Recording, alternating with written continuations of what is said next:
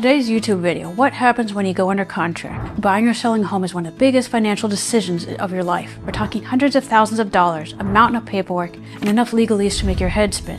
And yet some real estate agents just email over the contract like a sign here, don't ask questions. Even experienced buyers and sellers get tripped up, and if you're from out of state, Texas real estate contracts are different than what you're used to. That's why today we're breaking down what actually happens when you go under contract, what you're agreeing to, and what all that fine print really means. Let's dive in. Parties to the contract. This is the easy part, the buyers and seller. Just make sure the details are correct. Property details. This section describes the property being purchased. Most people use a mailing address, but the legal description is what officially counts. Why does this matter? Because the street names and numbers can change, especially if your city gets creative with urban planning, but a legal description is tied to a precise survey of your property, like what piece of land you're buying on planet Earth. This ensures that when you buy that dream home, you're not actually purchasing half your neighbor's driveway by mistake, or worse, the lot next door. Then we get into improvements and accessories. Basically what stays with the house. The HVAC stays. The bushes stay. The chandelier the seller suddenly realizes is an heirloom from their great aunt. That depends. If it's excluded in the contract, they can take it. Sales price. Easy enough. It lays out how much you're paying and whether it's cash, financing, or a mix of both. Key point. Even if a buyer's pre-approved, financing can still fall apart. A smart buyer's agent stays on top of things, while a good listing agent calls a lender up front to make sure the buyer isn't just financially hopeful, but actually qualified. Leases. Not every home is sold vacant. This deals with tenants. Is there one living in the home you're buying? Surprise! You might become a landlord. Equipment leases. Some things like solar panels or water softeners might not be paid off yet, meaning the buyer could inherit a monthly bill. It's worth checking before you move in and wonder why you're suddenly financing someone else's eco-friendly dream. The buyer's skin in the game, aka earnest money. Earnest money is like putting a ring on it, the buyer's financial way of saying, I'm serious about this house. Typically 1% of the purchase price, negotiable. It goes to the title company within 3 business days after going under contract. What if it's late? The seller can back out. It's like a game show. Will the buyer send the money in time, or will the seller hit the ejection button first? There are 44 ways for a buyer to get their earnest money refunded, but only 2 ways for a seller to back out. Why? Because real estate is expensive and no one wants to get stuck with a bad deal. Imagine discovering after closing that your dream home comes with a $50,000 repair bill, or the house actually belongs to seller's ex-wife and she wants it back. Fun times, right?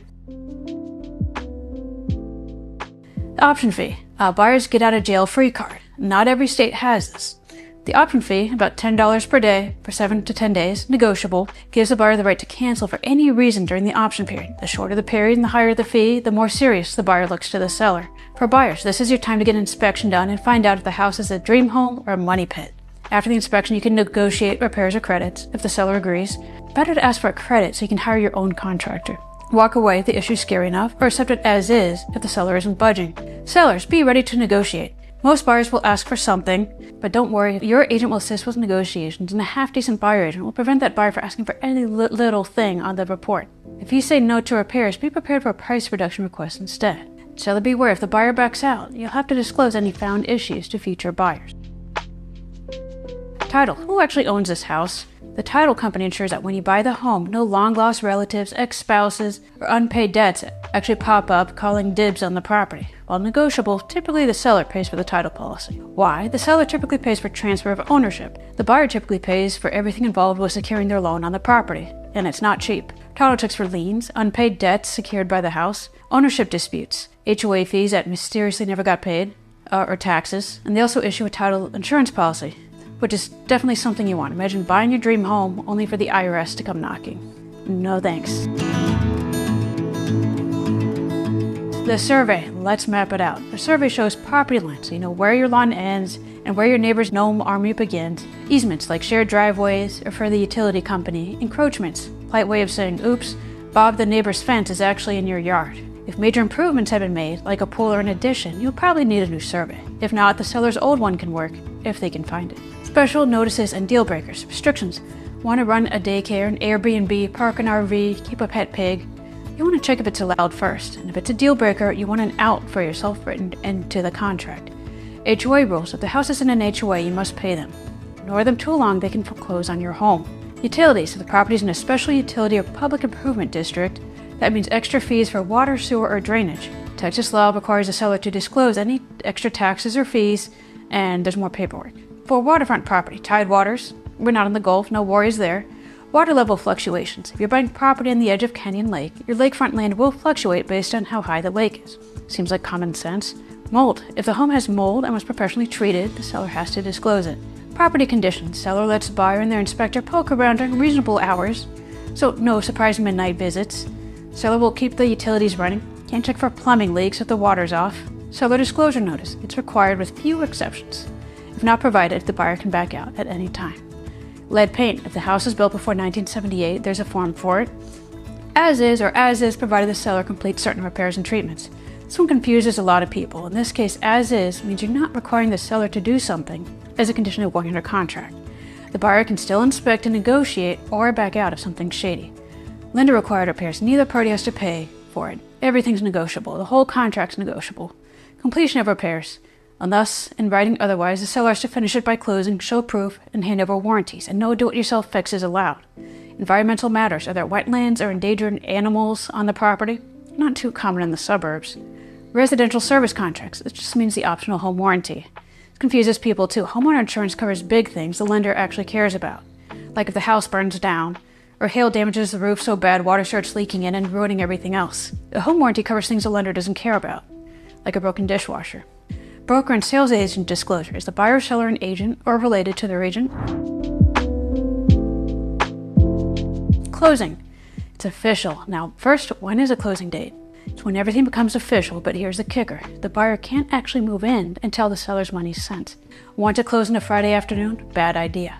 If your funds don't transfer in time, you might not be moving in until Monday. Is the seller staying a few extra days? If so, you'll need a leaseback agreement, or just hope they don't overstay their welcome. Also, don't forget about smart home devices. The seller needs to disconnect their accounts, otherwise they could still spy on their old Ring doorbell. Creepy, right? Special provisions. Anything weird and convoluted that can't be explained with a multitude of forms provided. Expenses.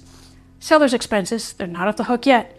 Paying off those liens on the property, prepayment penalties, loan stuff, deed prep, their half of title fees, the brokerage fees they agreed to, and these next two are negotiable.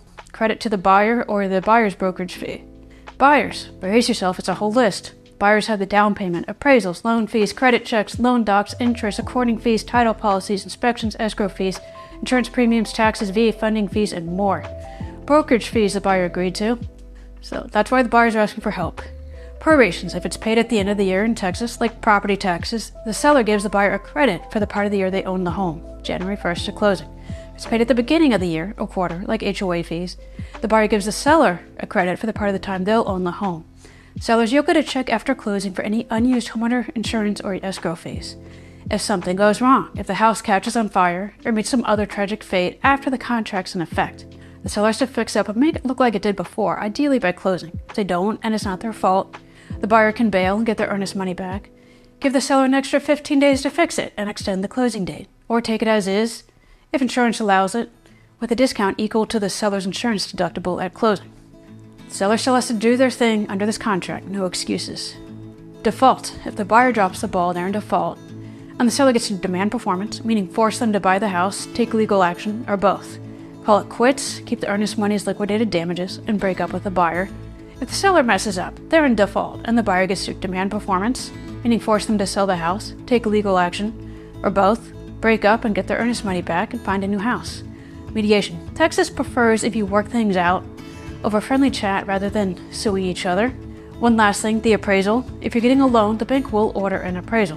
Why? Because they're the ones fronting most of the cash, and they want to make sure the home is actually worth what they're loaning on it.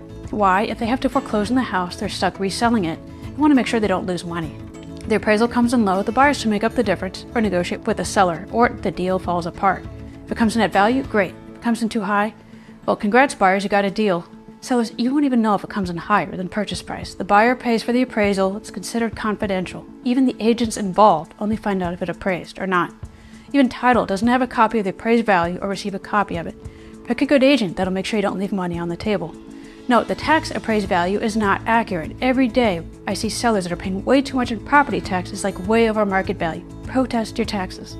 Final thoughts why this matters. Real estate contracts are legally binding, and tiny details can make a big difference. Understanding the terms means you protect your investment, you avoid costly surprises, and just kind of avoids the stress of the unknown and all that. So next time an agent just emails over a contract without explanation, watch this video. You're welcome. Kim Herrera, and as always, open a new door in life.